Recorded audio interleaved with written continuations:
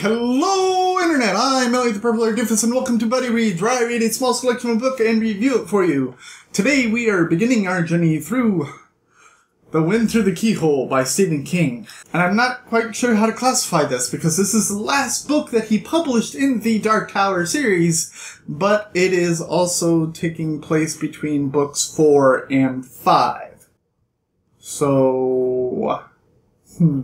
Also, I can't really tell you how far we got into this book. I can only say that I got to page 75 so far in the hardcover first edition, but that might be farther or not as far as you got. And I apologize for that, but there are no chapter breaks in this version. That kind of sucks. But this is the only version I have because I borrowed them from my mother and she has all of the first editions from, I believe, book 5 on. Okay, so it starts off with Stephen King saying, hey, if you've never read The Dark Tower, you can go ahead and read this as its own standalone story, which is kind of crap, because it picks up just after the end of book 4. And if you haven't read book 4, you're kind of fumbling to figure out who these characters are and what is going on. But it picks up where that book leaves off, and has Roland, Jake, Eddie, Susanna, and Oi leaving the Emerald City, or the Oz-like city that was featured at the end of book 4, and continuing their journey down the beam. And as they are walking, Roland is staying back with Eddie and Susanna,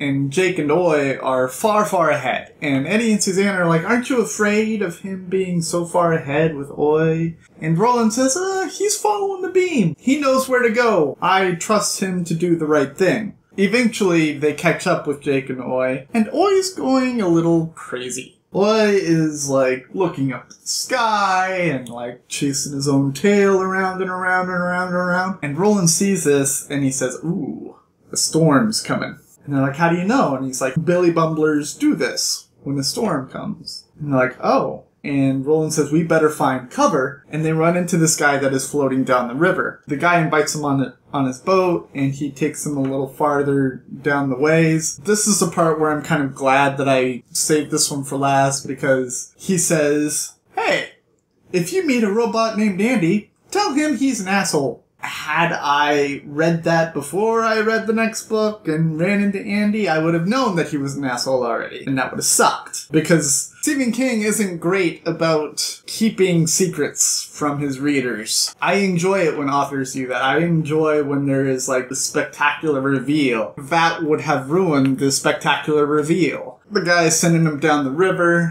They get to the city area. And they find cover in the, I want to say it's the capital of the city. Eddie, Susanna, and Roland are all collecting wood. And Jake is looking after Oi, and the storm's getting closer and closer. Oi runs off, and Jake is screaming for Oi to come back. Roland, Susanna, and Eddie have set up a fire inside of the capital, and they are staying warm as the storm's getting closer and closer, and Jake is still outside going, Oi, Oi, Oi, Oi, Oi, where are you, Oi, Oi, come back to me, come back to me. And Roland has to pull him back inside of the capital before the storm just kind of blows Jake away. So all of the pilgrims are inside the capital, and they're trying to go to sleep, but they're having problems going to sleep. And they're practically up all night long. They come to Roland, and Roland is like, you're having problems sleeping too? And they're just kind of like, yeah, we are. And Roland says, well, I guess I could tell you more stories of my past. And that's where the next section begins. And this is where the chapter breaks stop. Had I only been reading 35 pages, I'd be able to say, just read this section and be done. But we're continuing on. And this next section is pretty much the bulk of the book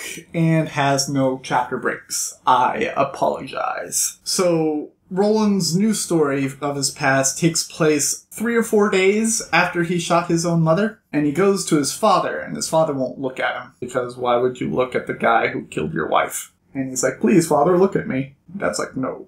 I'm done. And his father says, I'm going to send you on a mission. I want you to take... Shoot, what's his name? Hold on a second. I want you to take Jamie with you. And I want him to go with you to find this city where the people are being attacked. And I want you to find the attacker. And I'm like, well, we had already established these other two characters so well. Why are we just dumping them? Why not Cuthbert? Or Cuthbert? Or Cuball? Or whatever you want to call him. Why not him? I really liked him. Why can't we take him? But Stephen King takes this other guy that I hardly even remember from book 4 and pairs him with Roland, and Jamie's like really quiet. So it'll be interesting to see how his character develops, if at all, throughout the rest of the book. Roland's father says, I want you to go to the city. They're being attacked by animals. And Roland goes with Jamie to the city, and they find that it's not animals. And they find that it's actually what is known as a skin taker, skin wearer. It's not a skin walker. Hold on a second again. It's a guy they just know as the Skin Man. And you're thinking a guy that's wearing the skins of animals and killing with the skins of animals. But Stephen King leads you to believe that this is a shapeshifter. Because at these atrocities that Roland and Jamie are looking after, the footprints shift from like giant-sized footprints to the footprints of a man, to the footprints of a deer, to the footprints of a bear. You get the idea that this creature can change shapes. And these people are telling these stories, and they're so interesting because they're just like, well, I was hanging out with my sister, and then this lizard person appeared, and he ate her, and it was just really creepy. And it's just like, yes! Because I like when Stephen King does creepy. I don't like when Stephen King does boring walking, just blah. Forever. So the lizard creature was awesome, and then like they're talking about a bear that tore apart this coven of nuns, and I'm just like, yes! But apparently it's all the same person, and they make allusions to whether or not this is like a guy who's changed due to the moon, or how he changes, and they don't know yet. And the part that I left off on is them looking after the bloody aftermath of this bear that just destroyed this family. And it's just like blood everywhere. It's just like, ah! I'm really enjoying this because it feels like a police procedural in like a village with a fantasy creature instead of a just normal murder with a knife. That's kind of amazing. This book doesn't make up for the other 7, okay? This book, I mean, if it weren't for that first 40 pages, he could have just published that next story and not done the first 40 pages, and this probably would have still stood very well on its own. And I'm saying this, but I don't know yet because I'm not done. I'm only a quarter of the way through. But still, I almost wish this wasn't attached to the Dark Tower. I almost wish that this was just its own standalone story. Because so far, the standalone story is very, very good. I'm sorry I can't be more specific on where I am exactly in the book, but I doubt that this version is in print anymore. So I apologize. Just know that next time I'm going to be halfway through the book. And if you get farther than halfway in your version, you'll probably be covered on what I'm going to cover in the next video. I wish I could be more specific. Well, if you like what I'm doing, go ahead and click the subscribe button. And if you like this video specifically, go ahead and click the like button.